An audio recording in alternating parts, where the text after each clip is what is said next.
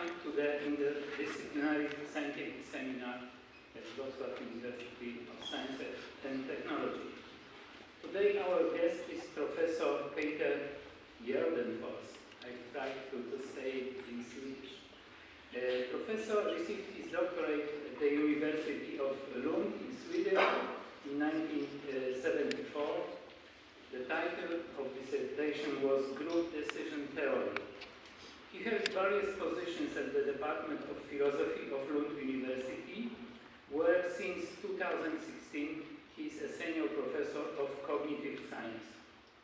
He was adjunct professor at the University of Technology in Sydney, and since 2019 he is a senior research associate with Paleo Research Institute at the University of Johannesburg. His initial research was focused on philosophy of science, decision theory, belief revision, and non-monotonic reasoning.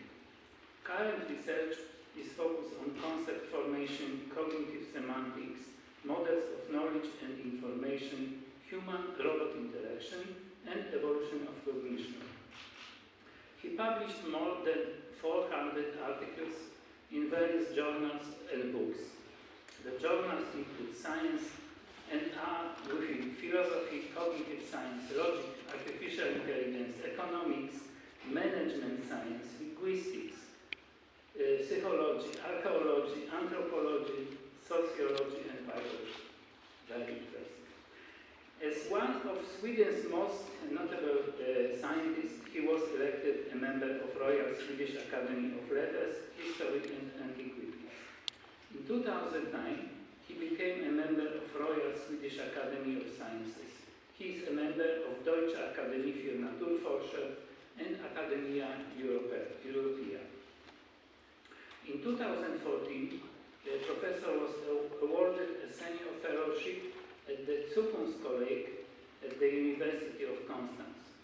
He was a member of Prize Committee for the Prize in Economic Sciences in memory of Alfred Nobel in 2011 till 2017. Today, our guest is going to talk about how a robot could understand the emotions, the attention, and the intention of humans, and how this could possibly be implemented in robotic systems. Professor Gärdenfors, the floor is yours.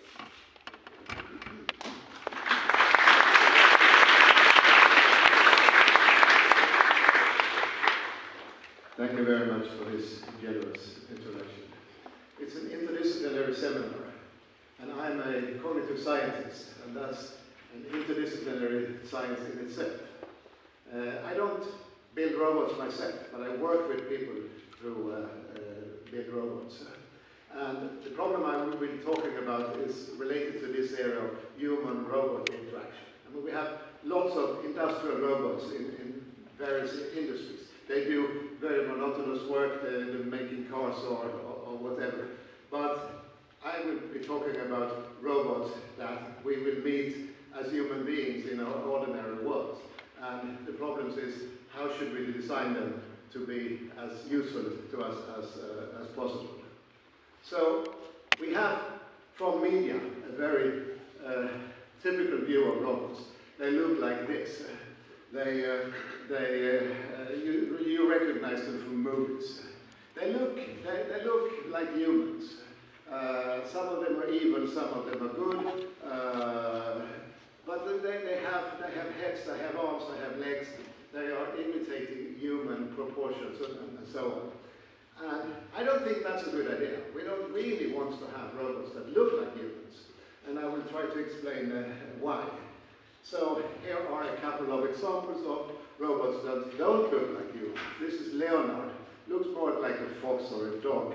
And he can't do very much, but he can interact and show some interest. It can follow the movement of the ball, for instance. And here is another robot. It's Pavel. It's a robotic seal. Doesn't do very much, but it has a very nice soft skin. It's used for elderly people as a kind of replacement for a real animal. You can pet it and it moves a bit and it makes nice sounds and so on. It's a companion robot. It looks like a seal. It's not a seal, but it's a robot. And I think maybe it's much better to have robots that look like animals than look like humans. I'll come back to that question. So, what we have, what the kind of robots we see nowadays in our ordinary world are things like these. We have the lawnmowers that we can put them on our lawns and they clean, and we have vacuum cleaners, automatic vacuum cleaners. They don't look like humans. They don't look like animals. They look more like cockroaches. And they behave like cockroaches, and maybe we should treat them like cockroaches. They're not very social. I mean, the vacuum cleaner hides under the beds and so on. These are the robots we see. There are some other robots coming in on the scene, the autonomous cars. And they look like cars. They are cars. But maybe they will not look so much like cars in the future. Maybe we don't know exactly how they will develop. This is an early stage, and they are kind of amplified cars as they look now. Maybe they will look more like trains or something else. Here is an autonomous bus driving around in the suburb of Stockholm, so they exist to some extent in our world already. But they are robots, and they help us with some kind of interaction. Now, there are also other experimental social robots. There are many of them around. I only have some old examples. So here is 21, a Japanese robot. Looks very human. It's built to look like a human. It can do some simple tasks, helping a handicapped person getting out of the bed, for instance. It's extremely slow.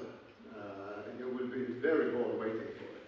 Here's a German robot serving drinks and medicine to elderly persons. Look how bored the woman looks like in this picture. I mean, it's also a very slow robot. And this is again, Leonard, which is a bit faster and so on. But that's an experimental social robot. And I will give you a couple of more examples of these robots. Here is ICAP, and I get back to an experiment I made with an ICAP later. That's become quite famous in Europe because it's been involved. The ICAP has been involved in a number of EU projects. But it looks like a child. It's built to look like a child. But it's made for experiments concerning social interaction between humans and robots. So that's the background. But the problem is, and that's the problem I want to address today, is they don't know what's on our minds. It's difficult for these robots to understand what we want. With some of the robots, like the ICAP, we can communicate to some extent. They understand spoken language, and we can give them questions or commands, and so on. But human interaction is much more than just linguistic communication. So this is the problem. I want the robots to be able to do mind reading. And for me, mind reading is nothing magical. This is just the ability to understand.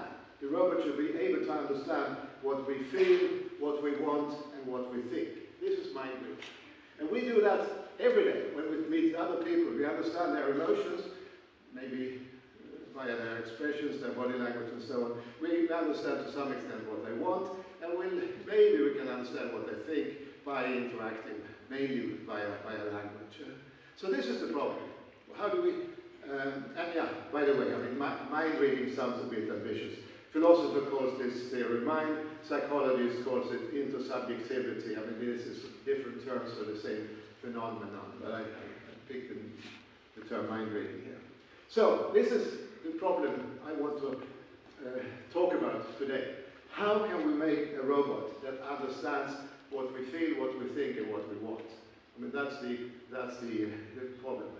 And I want to divide this topic of mind reading into several components. I have done a list on my own. I wrote a book many years ago called How Homo Became Sapiens. That was mainly on the evolution of human thinking. But there I made a division of mind reading into 5 components. The first one is understanding the emotions of others. That's what's normally called empathy. The second is understanding the attention of others, knowing what others are looking at, what they're focusing on, and so on. The third one is understanding the intentions of others, what they want to do, where they are going, and so on. And the fourth is understanding the beliefs of others, the belief and knowledge. This is, if you have a background in philosophy, this is what's normally meant by theory of mind, understanding the knowledge and beliefs. But I think from a psychological point of view, from the point of view of interaction between humans and robots, we need the emotions, we need the attention, we need the intentions as well. So we need all these 4 components. And the 5th component is then understanding your own thinking. This is the self-consciousness, the self-reflection. I will not talk about that today, so I will focus on the first 4 capacities here. And I want to discuss how can we develop robots that are able to have these, understanding the emotions, the attention, the intentions, and the beliefs of others. These are the 4 topics I want to discuss. And I don't only want to discuss it in relation to robots, but I bring up 3 kinds of mind readers. The first is humans, and in particular human children. We'll get some examples of that. The second one is what we know about animal mind reading. And I put the chimpanzee here, but we can have other animals in the picture. And the third one is, of course, what we know about mind reading in robots. And this one is Kismet from MIT lab. It's a quite old robot now. It was built to express emotions. It looks a bit ridiculous, but it was a very simple mechanism. I will get back to that, well, almost immediately. That is because the first topic is understanding the emotions of others. That's empathy. So, what do we know about empathy in humans? Well, we know we have it from a very early age. Children reply to the emotions of other children very strongly. If somebody is happy, smiling, another child will be smiling. It's very contagious. If one child is crying, another child will be immediately crying, and so on. Empathy develops very early in humans. And the definition is that a perception of an emotion in another activates the same emotion in the receiver. That's a kind of standard definition of empathy.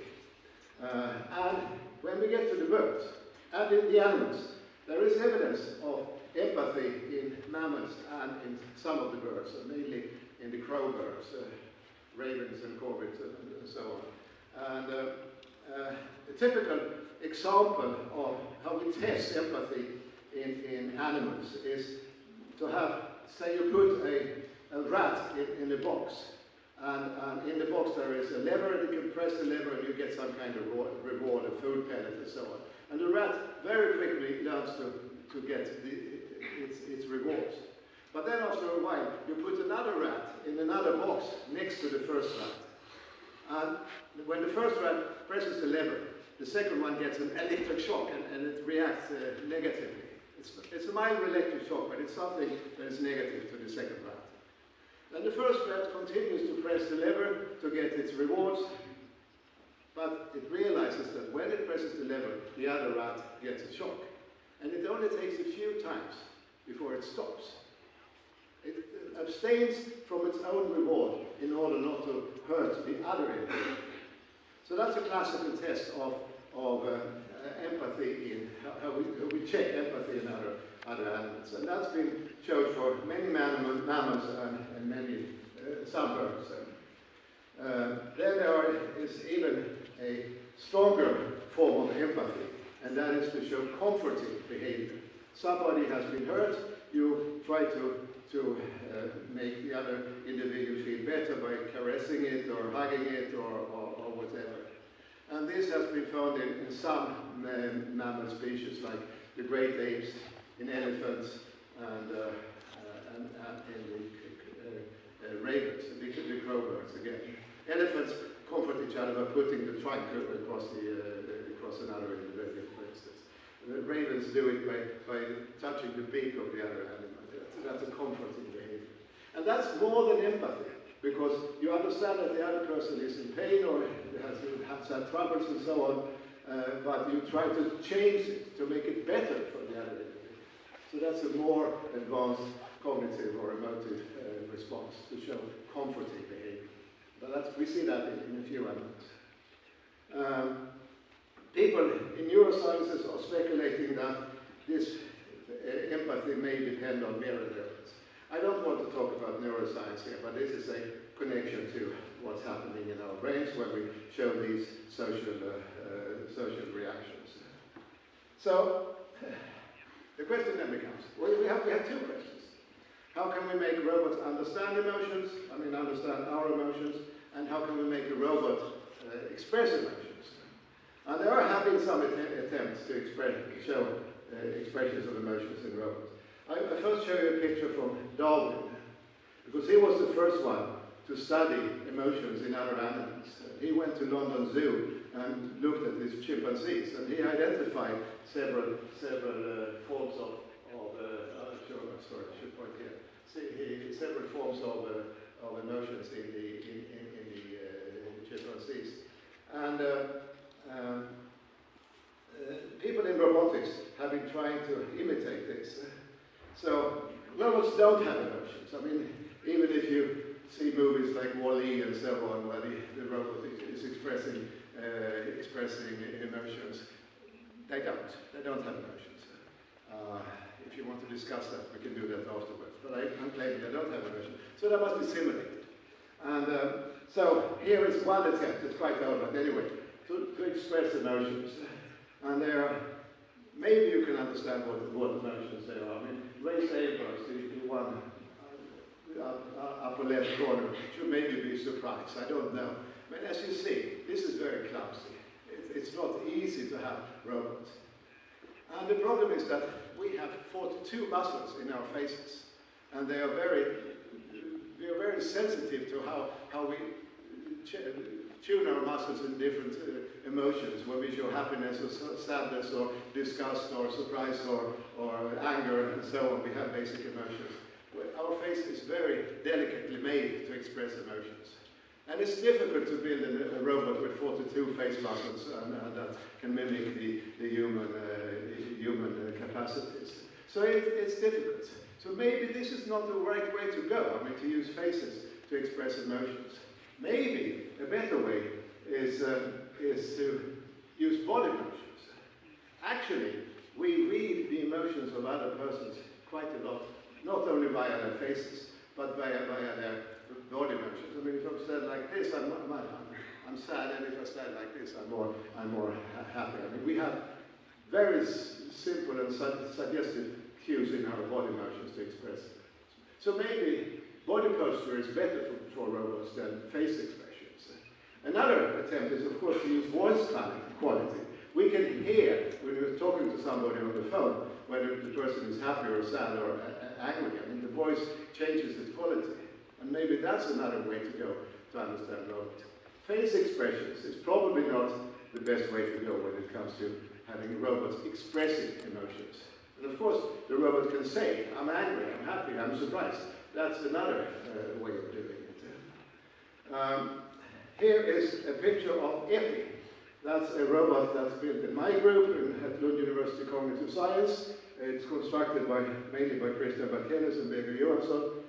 And the unique thing about this robot is that it has got camera eyes, but the camera eyes are adjustable. So it can adjust its pupil size. So you can have small pupils and large pupils. And that's a way of showing interest. We are not aware of it, so somebody is looking at you. If you have big pupils, the person is interested. If you have small, they're not interested.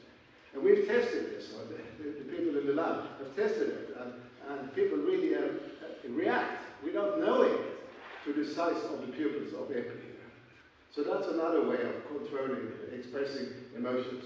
We are not aware of it, but here's Birger, and I'll get back to Epi playing tic-tac-toe in a few minutes. So that's some comments on the problem of how robots could express emotions.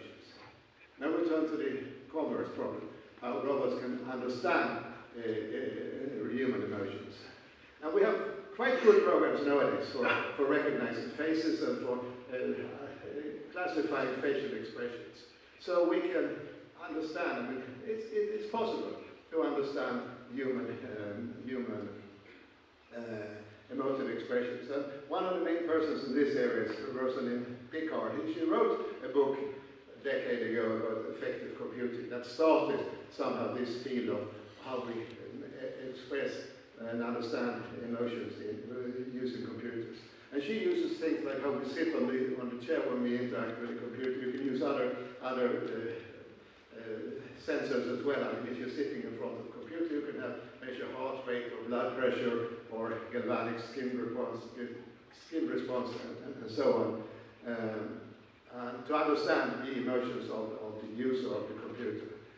But for a robot, it's maybe facial expressions and maybe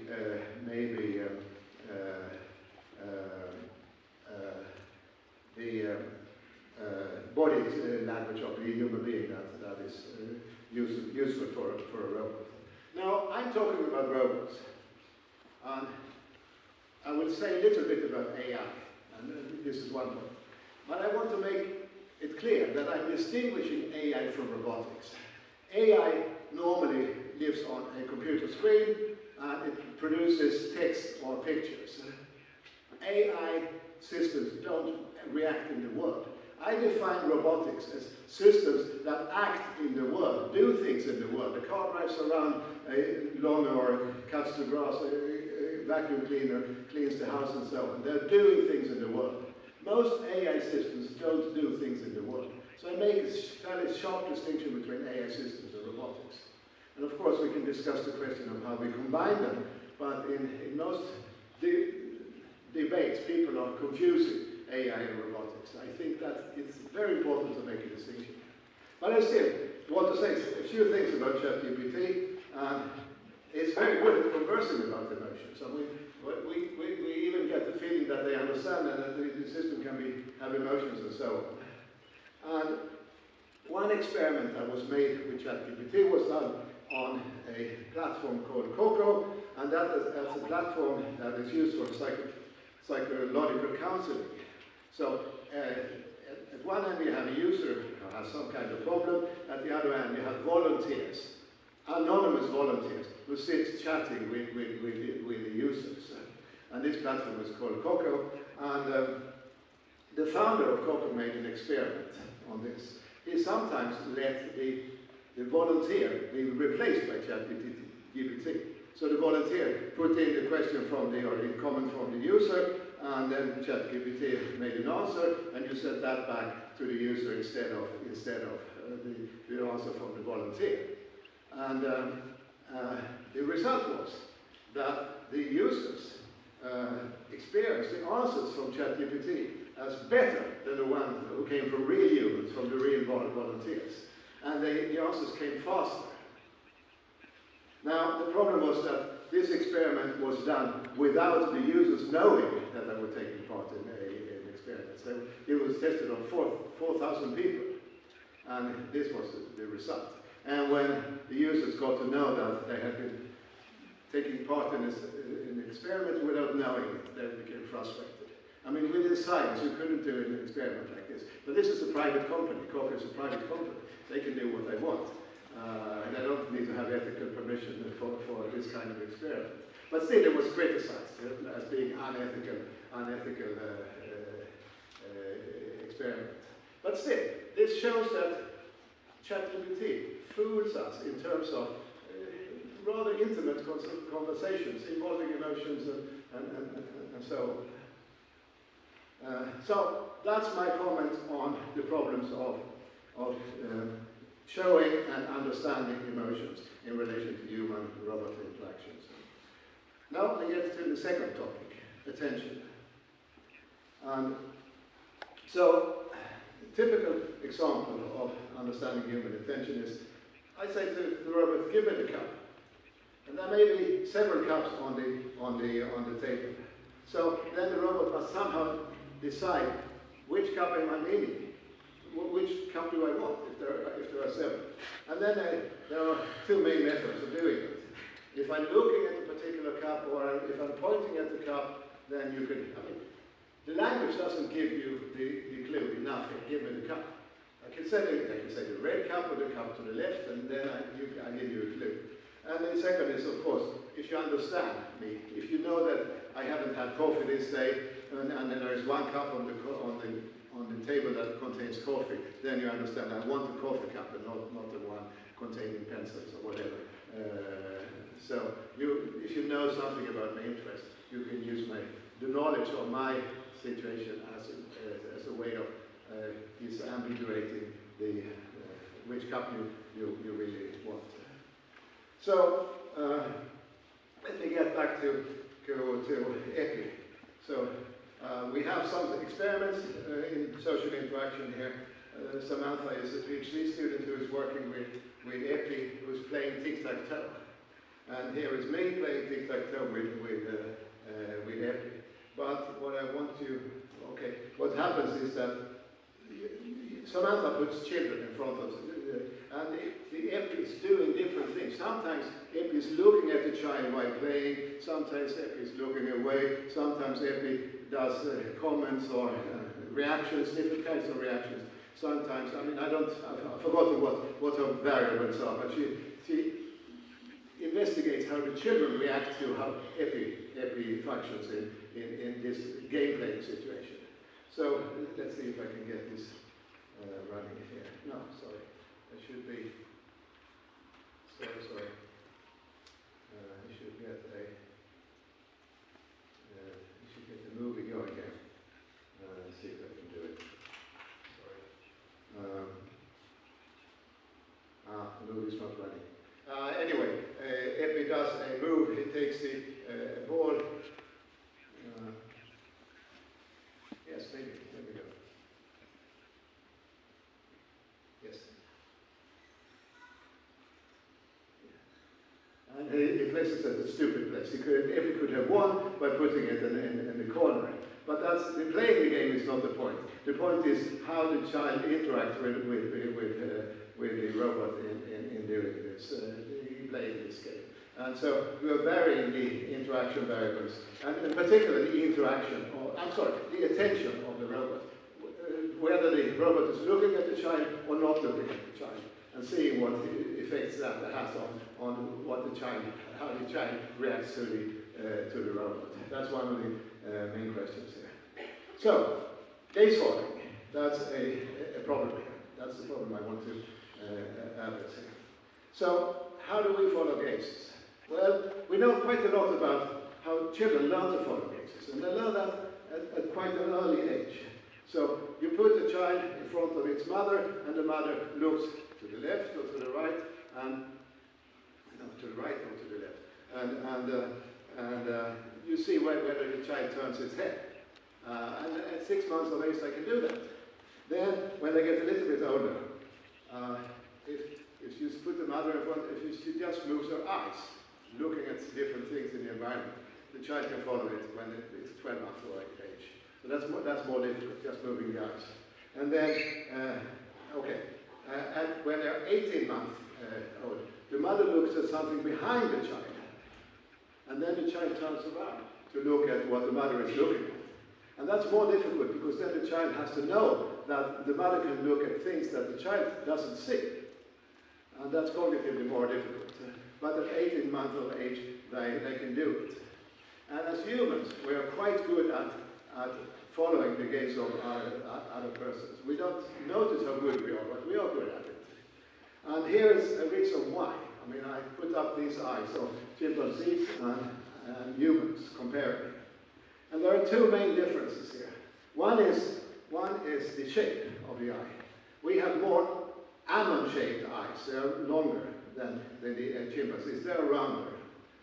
So we can see the angle of the iris better than the chimps can do. And the second important difference is that we've got white sclera. The part of the eye that's outside the iris is white, while it's darker in the eyes of the chimpanzee. And this is part of the human evolution. I mean, we separated from the chimpanzees some 6-8 million years ago, and somehow our eyes have changed. And the explanation, the hypothesis, is that these changes in our eyes make it easier for us to follow the attention of other humans. It's a cooperative mechanism. We have evolved our eyes to be more cooperative, to follow the attention of other people better than what the chimpanzees can do.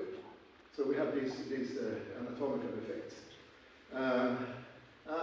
Yeah, we try to build robots with adjustable pupil, but with this building almond-shaped eyes, it's of course possible to do, but it's not so easy. So, how can a robot control the attention of the human? Okay, we have two questions. How can the robot understand the attention of the human? And that's difficult. I mean, even if we can read the eye direction of a human, it's difficult. We do it with quite good precision, understand where somebody else is following. It's probably a technically solvable problem, but it's not so easy. And then I do the second question, that is the other way around. How can a robot control the attention of the human? And of course, you can do it by speaking. Look at the crocodile. You can do it by looking. I mean, the eye cup here is looking. The eye cup has got round eyes with white glare, but the direction of the eyes is not very. It turns its head, and that's good enough, I think. And then, of course, we can do pointing. I don't know if you think about how often you point and how often you understand the pointing of other individuals. But that's actually a quite useful and common way of communicating between humans. And the interesting thing is that in the animal kingdom, there are no other animals that point. Chimpanzees can be taught to point, but they don't point in the wild. And there is some anecdotal evidence of the contrary, but basically they don't point. Other animals don't point.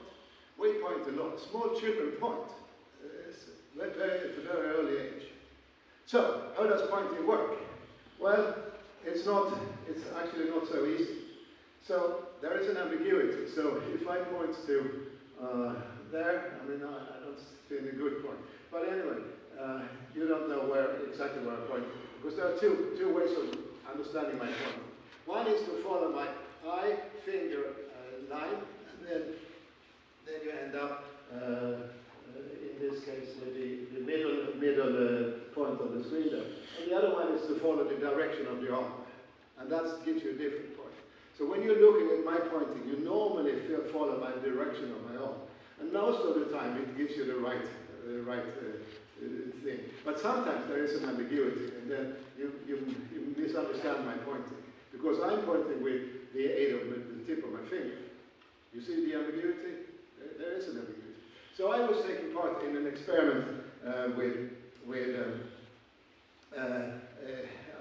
the University of Technology in Sydney, and there is a robot lab there called the Magic Lab. And we set up an experiment with a robot, and that robot was a PR2, and that looks like a bit like a gorilla.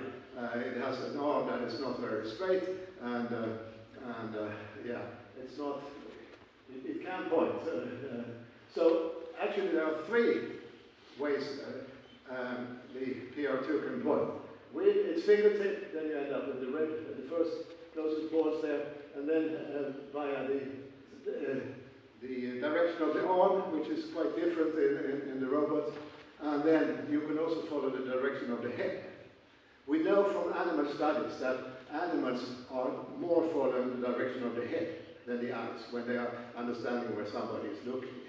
So the direction of the head is important in animals. We got round heads, and of course we can turn the head and so on.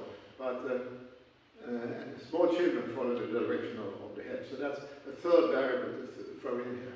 So we put the PR2 in a setting. It was an exhibition at the University of Technology in Sydney, and the robot was pointing at different things in the environment, to these beanbag chairs on the second floor, for instance.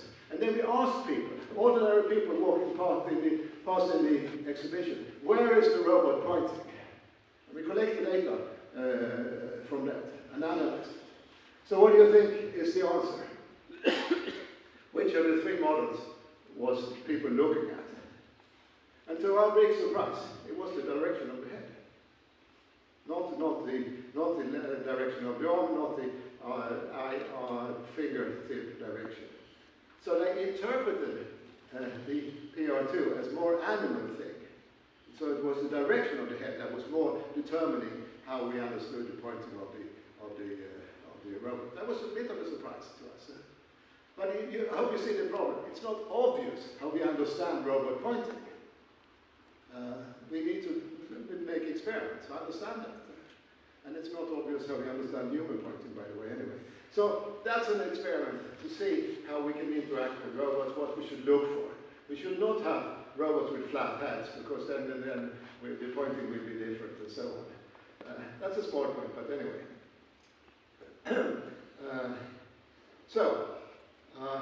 Then I was also involved in a project with the ICAP, with a group in Lyon, University of Lyon, where we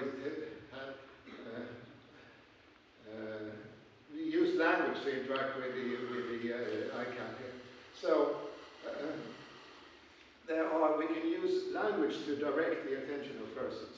And the general rule is that the subject of the sentence expresses the focus of the attention of the speaker.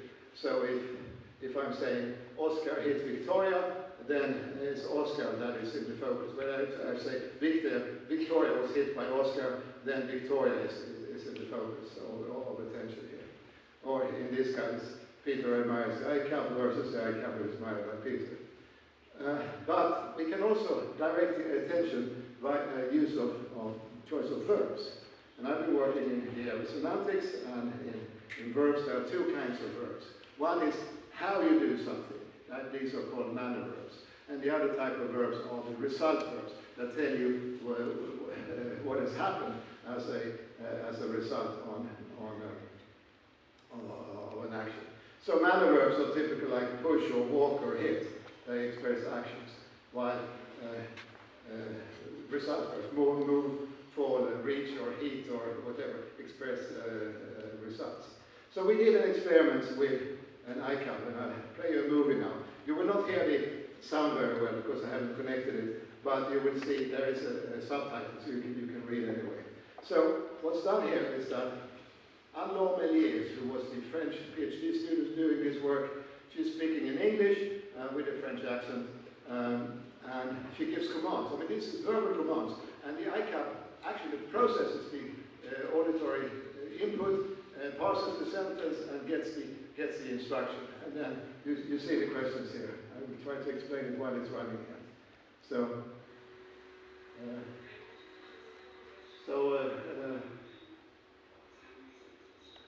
she gives the instruction.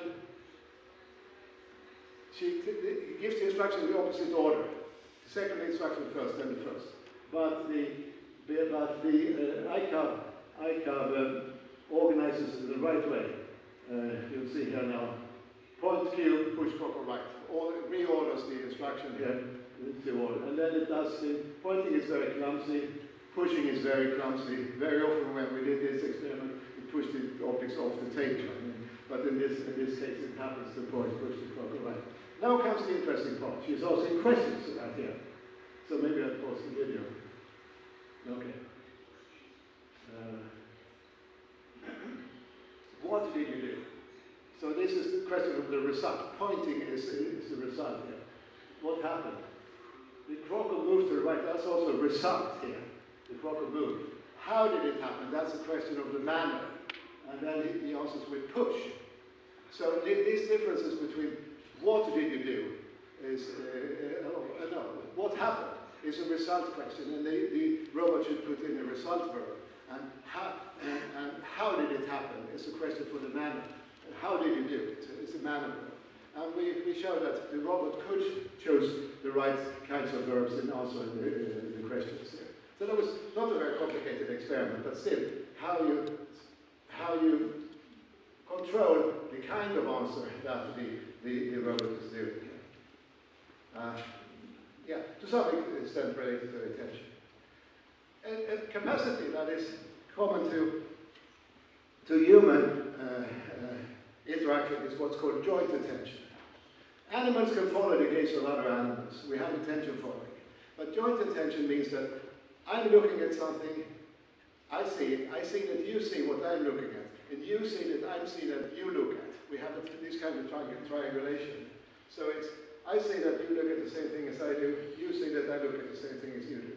And this is very important in the development of children, that we achieve joint attention. Children with autism quite often have problems in achieving joint attention.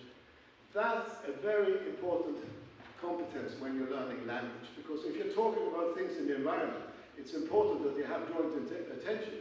The child has to know that the parent is looking at the same thing, and the parent has to know that the child is looking at the same thing. Otherwise, language will fail. You will fail to know the reference of the words you're using in the interaction. So that's very, very important. So, joint attention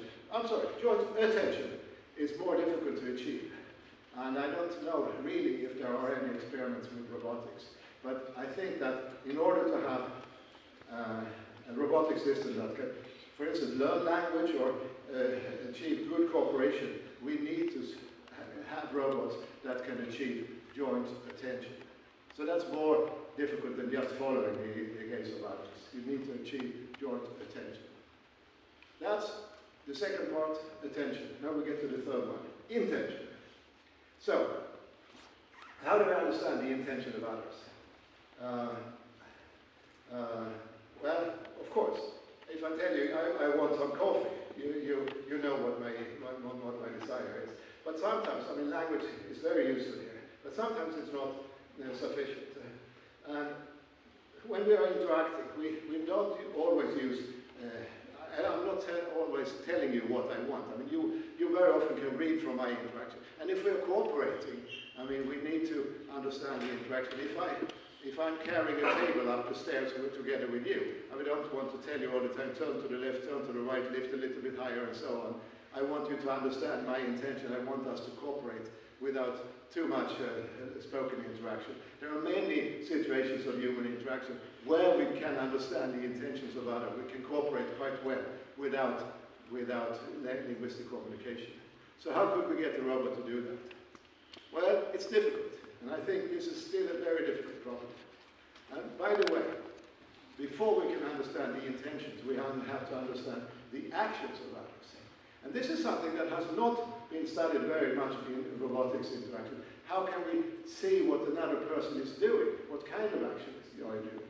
And in particular, if you want to have the robot use verbs, I mean, these manner verbs tell somebody what somebody else is doing, you have to have some analysis. I mean, if I'm jumping, the robot should understand that I'm jumping and use the word jump to describe it.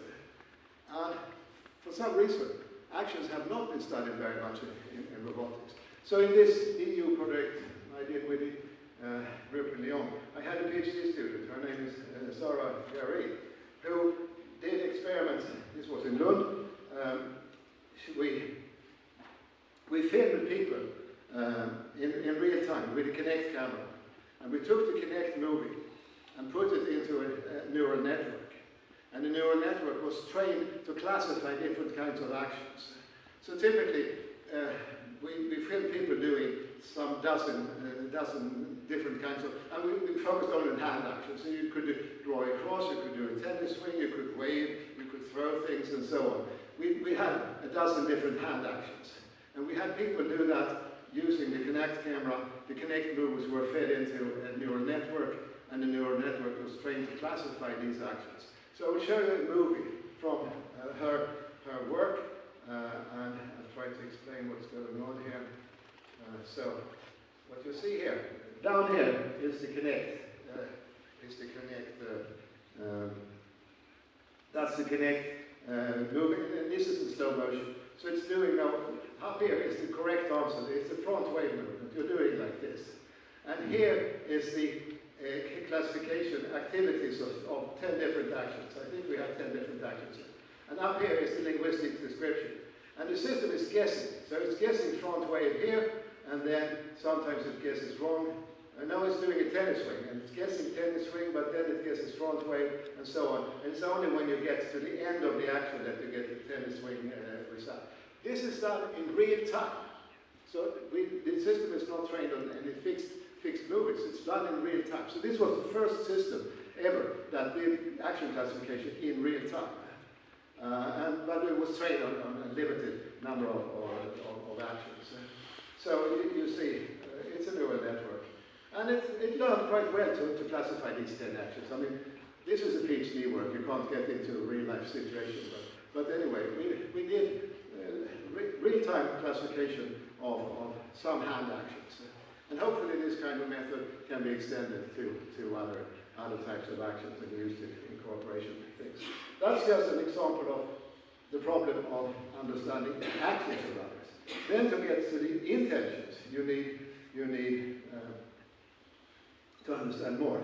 So, just as you can make a distinction between attention and joint attention, you can make a distinction between intention and joint intention. Very often cooperation involves a joint intention. And I have here 2 pictures of children interacting. So there are the boys at some kind of daycare, I think, and one boy starts building with these blocks, making a tower. Another boy understands what's going on, and he helps the first boy to keep the tower stable. It's not very stable because it's leaning. And then maybe the third boy helps to pick up the blocks and so on. They have a joint intention of building as high a tower as possible. Maybe they haven't even talked about it. One boy starts putting blocks on top of each other, and then they help. They understand the joint goal here, the joint intention of building this tower. And similarly, the 2 girls in the other picture, they are building a snowman. They have a joint picture of how the snowman looks like, with a head and with arms and a body and so on. Maybe that's a cultural thing. And one girl is building the head, the other girl is building the arm. They don't even have to look at each other because they have this joint intention. They take roles in collaborating on this joint project. So maybe they talk, but maybe they don't talk about what you are doing or what I'm doing, because that's obvious from the interaction. So as humans, we're quite good. I mean, we cooperate in the kitchen or in the factory or wherever, doing our tasks, and we very often do it without language, as long as things are going well. When things are not going well, then we need language to cooperate. So we are good at joint intentions. So for robotics, this is a big problem of having a robot understanding the intention of a human, but even more difficult is the problem of having joint intention, having a robot cooperate in physical life with a human, where they have a joint intention, where they can adapt each other's behaviors to this joint intention. So this problem is even more difficult than the problem of joint attention. I don't want to say too much more about intention. Now we get to common ground. And that's still a very big problem.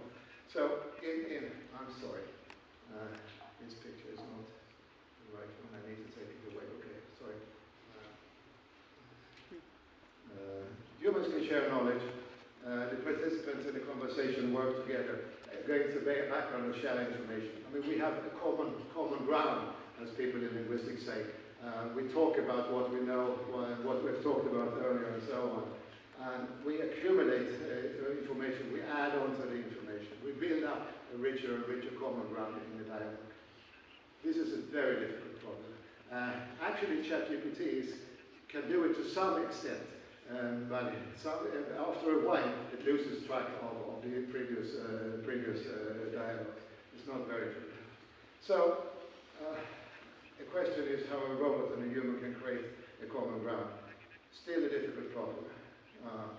This is not so much a problem in robotics, this is a problem about communication in general. So I want to finish now by talking a little bit about how this is handled in these common systems. I go back to AI now and talk a little bit about ChatGPT. So here is an example of a test that has been done with children for understanding if they can understand what other people know. This is a question about knowing. It's called a Sally Ann test. It's a classical one. So you have 2 girls, and Sally puts her ball in the basket, and then she goes out. And while she's out, Anne moves the ball from the basket to the box. Then Anne comes in again, and now the question for the child is, I mean, this is done to children before school age. Where will Sally look for the ball? if they understand that Anne doesn't know that the ball has been moved, they will say that Sally will look for it in the basket.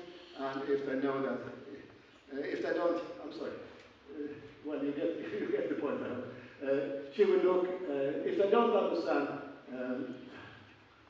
her knowledge, they would say she would look it in the box, because that's where the ball is.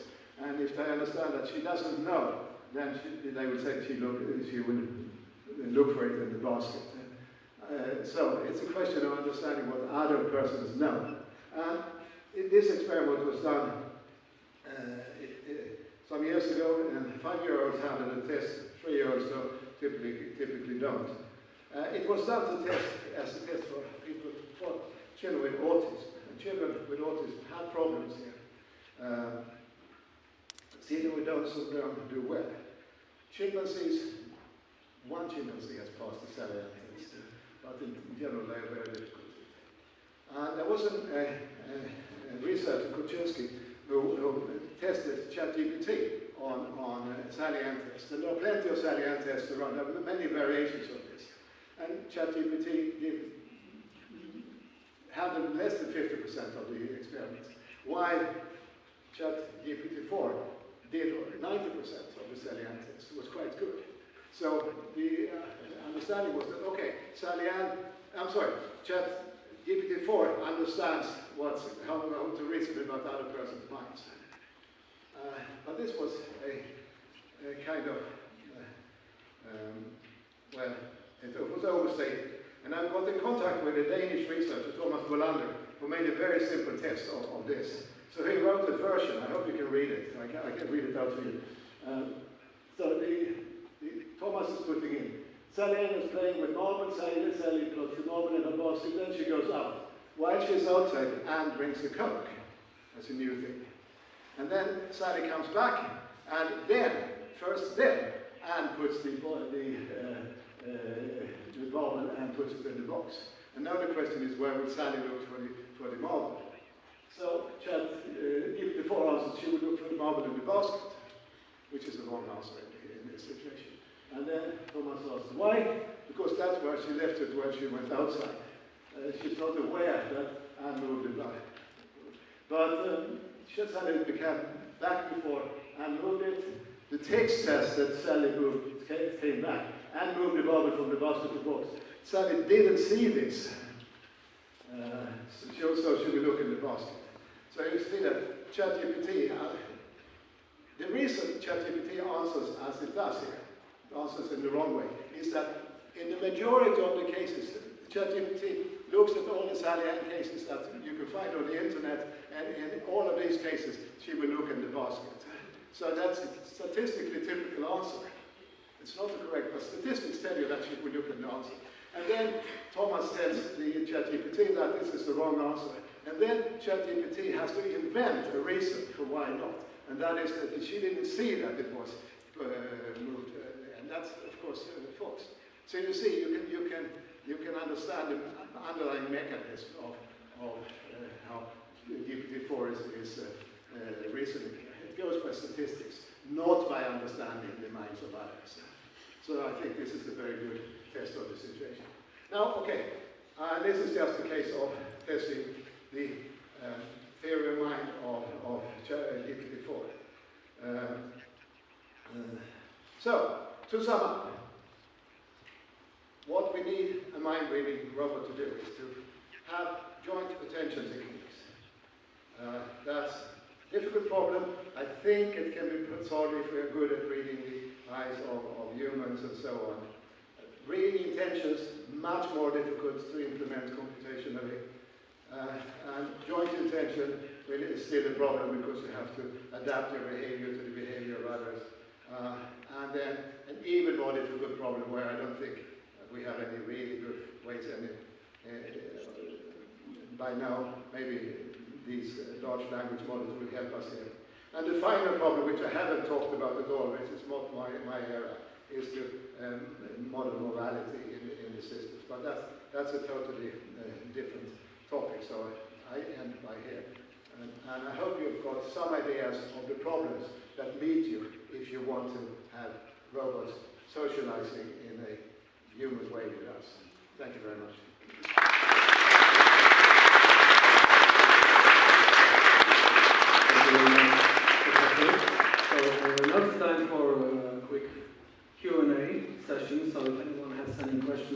Professor Gärdenfors, please ask it now. And okay, we have one person here.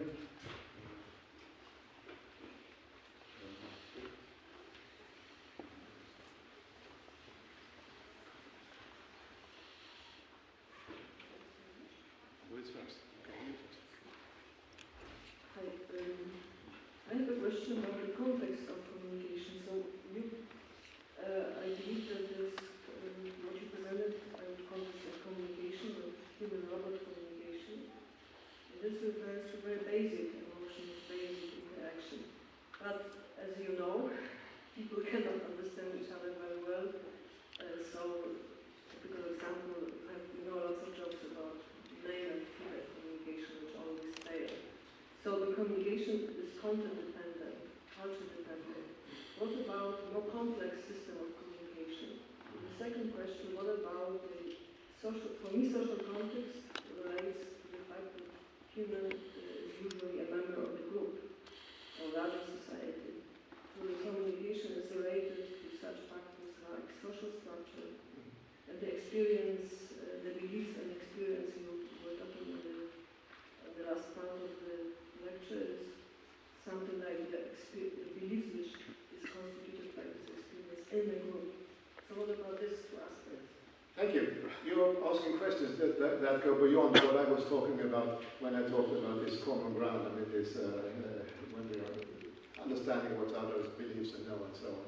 And context is, of course, a very important factor here. Context is, in my terminology, is part of the common ground. And we are sitting in this place and then we interact in a particular way. When we move to another place, another context, we interact in another way. And that's another variable that is added to, that adds to the complexity of human-robot interaction. Normally, I mean, when you have robots, the robots we have now, they act in a particular given context. I mean, you can't put a vacuum cleaner out on your lawn and expect it to do something useful, and vice versa, you can't put a lawnmower in your apartment. They are fixed into certain interactive contexts, and they are fixed onto certain applications. So, as the situation is now, context doesn't really play a role. Your second question is about we are members of the group, and that's of course another part of being the common ground. We have a common background, we have a common culture, we have a common set of beliefs, I don't know what. We have a lot of common things. And it's extremely difficult to put this aspect into robots. When I'm talking about robots having a common ground, I must confine myself to very basic communicative situations. The things you are pointing to are things that we handle very well as humans, but they are extremely difficult to model computationally. So I'm aware of the problems. I have no hopes that we can solve them within the foreseeable future.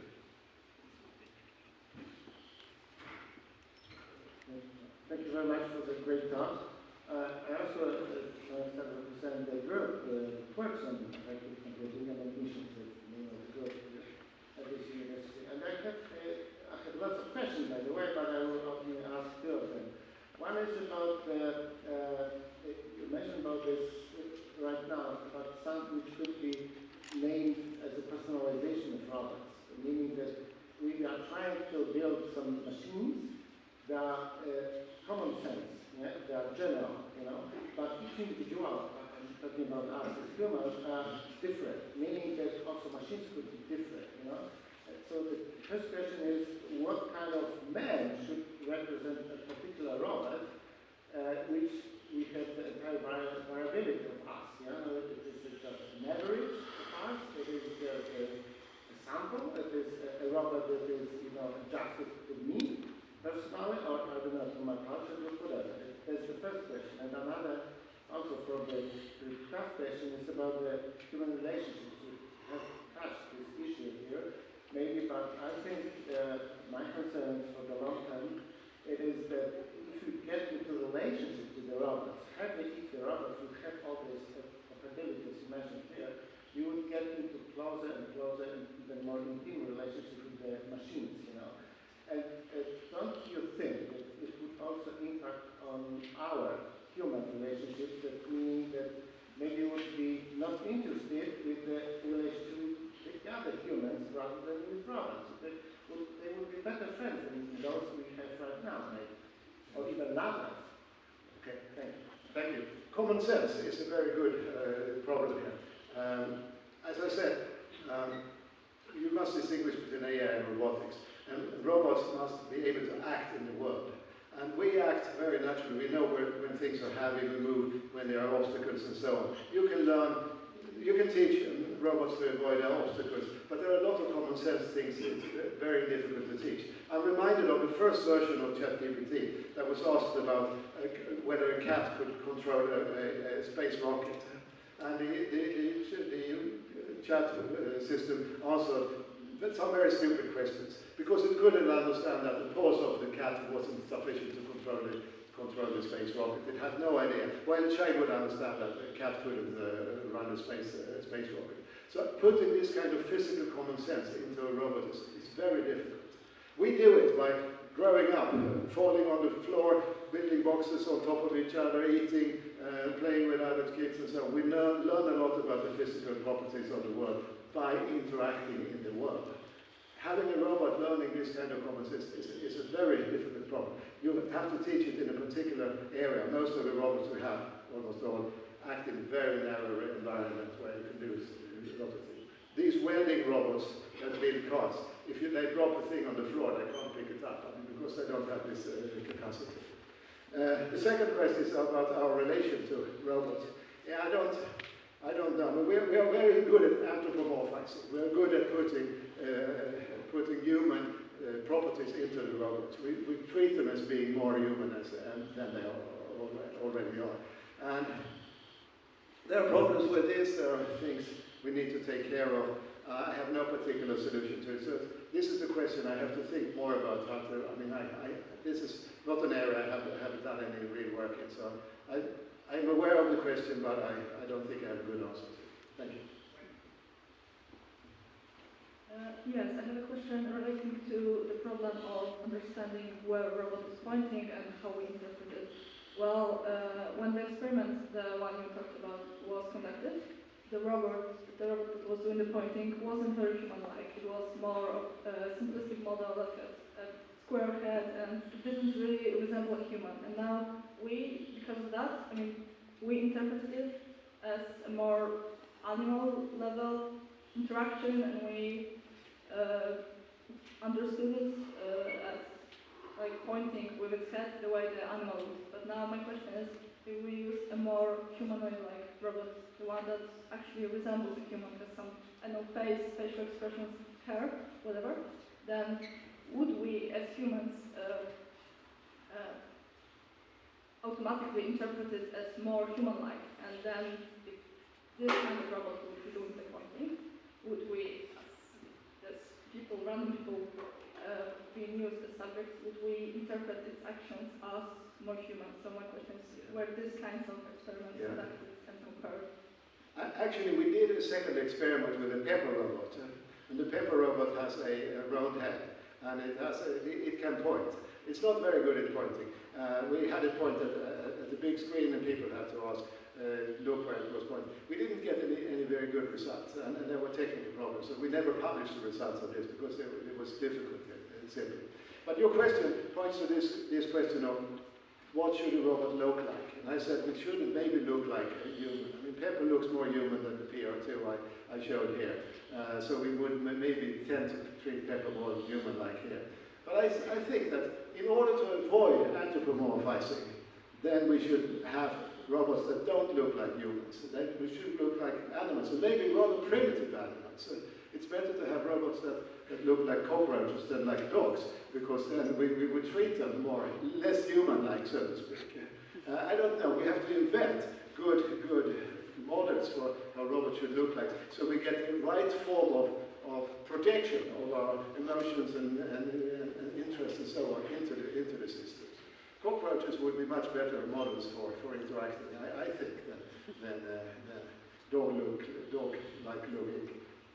Like the Boston Dynamic dogs, we don't like treating them badly. So yeah, and so on. So I take your question, and we look forward to seeing robots that are more adjusted to our expectations.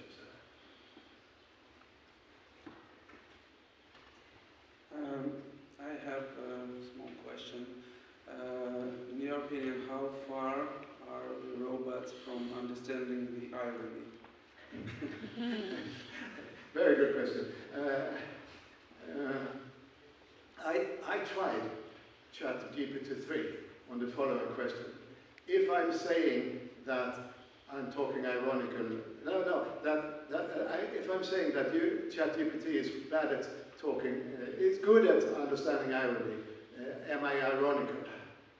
And actually ChatGPT took that question and said, yes, you're ironical because I'm not good at understanding irony, so you would be ironical and so on. So that test, it passed. I think the modern, I haven't tried ChatGPT 4 on this question.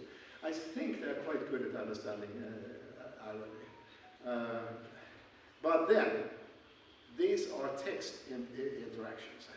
When we use irony in human-human interaction, we use facial expressions like I twinkle my eye or I do something showing that I'm not really meaning what I'm saying. And you see my facial expression and you understand me. So human-human use of irony is much more sophisticated, much more complicated than text irony is. So I don't know if we could ever get a robot that understands real human interaction irony. That's only a partial answer to your question, so yeah. Okay, we have one question from the back of the auditorium. The lady was first, sorry.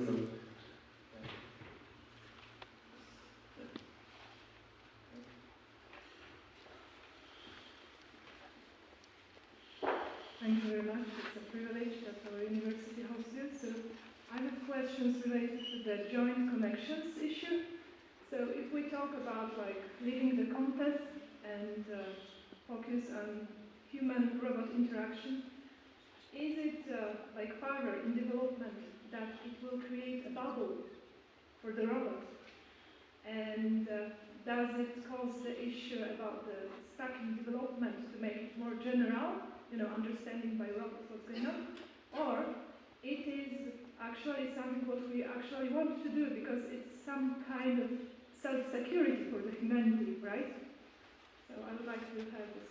I'm not quite clear what you mean by a bubble, but maybe you mean something that we have a particular area of interaction, particular type of interaction. Yes, actually you mentioned that actually it's good if we teach robots in a specific area, right? Yeah. That I understand is a bubble. No, I think that's what we need to do to start this time, to teach it. I mean, if you want to have a robot that helps an elderly person or a handicapped person at the home, there will be certain interactions that are important. Serving coffee, helping the person to get out of the bed, and doing ordinary things. So there will be, I mean, this is like you practice with your dog. I mean, you have a typical kind of space of interactions with your dogs. And there are some things you do with the dogs, and many things you don't do with it. And the same thing will be with the robot. So you're perfectly right. The first steps in joint intention would be to have a very narrow area of interaction types, a particular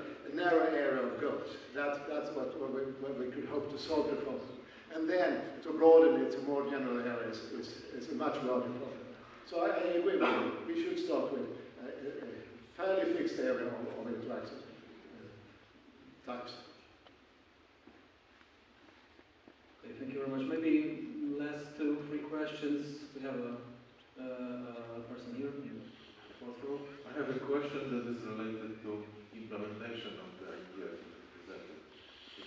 To implement a theory of mind on a real robot, you need to have a cognitive model which is more or less ready to be implemented. So it should have a form of some input architecture where I always know the data, there are something from one block to another component, of the components are well defined. Other such cognitive architectures or models available now or no? And the related question is we need to provide some data. So do you know, or could you recommend some sensory systems that are, in your opinion, for example, good for joint attention recognition or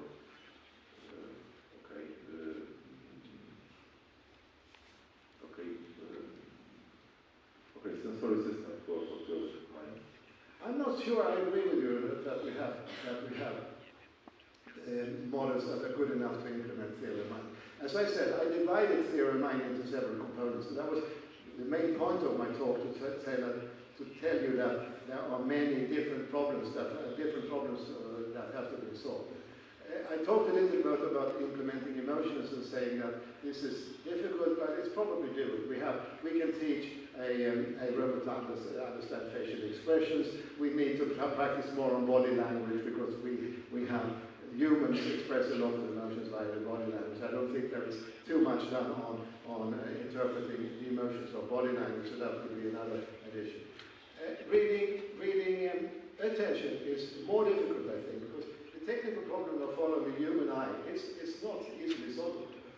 And having joint attention is even more problem. Even if you understand what's going on in the human when we achieve joint attention, I think that technically I think it's solvable, but I think we're not there yet. We still have to understand more about how joint attention can be achieved in robotics. When it comes to joint intention, I think we are far away from this. We can do it in special areas, as I answered in the previous question.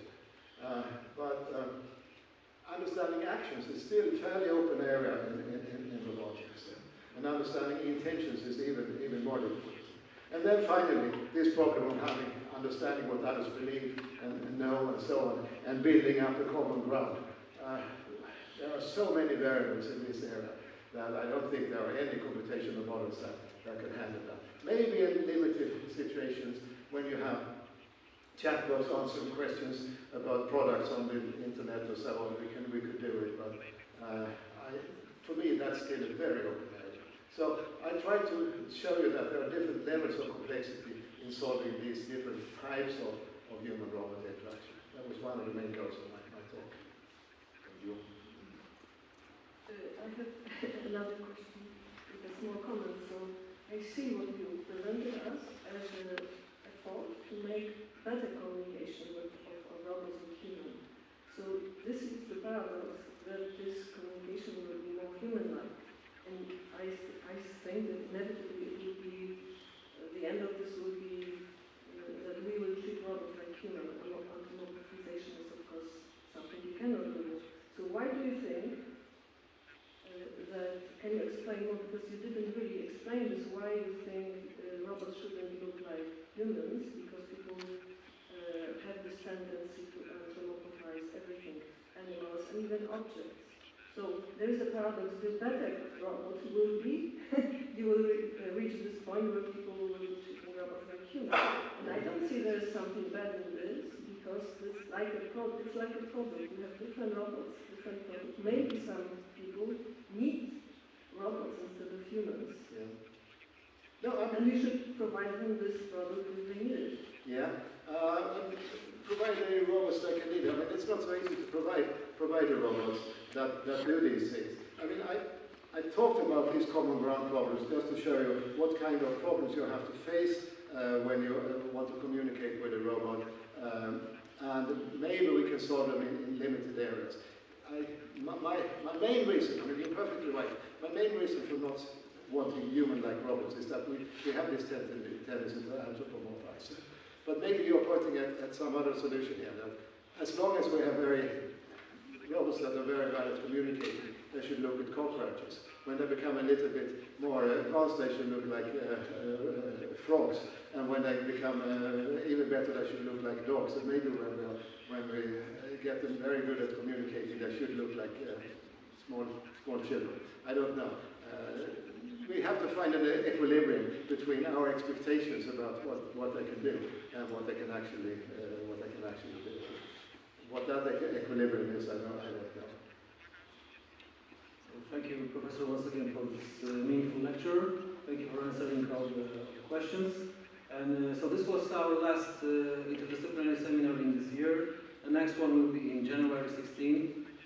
So please observe our social media for the news about upcoming seminars. Thank you once again. Our guest was Professor Peter Gärdenfors.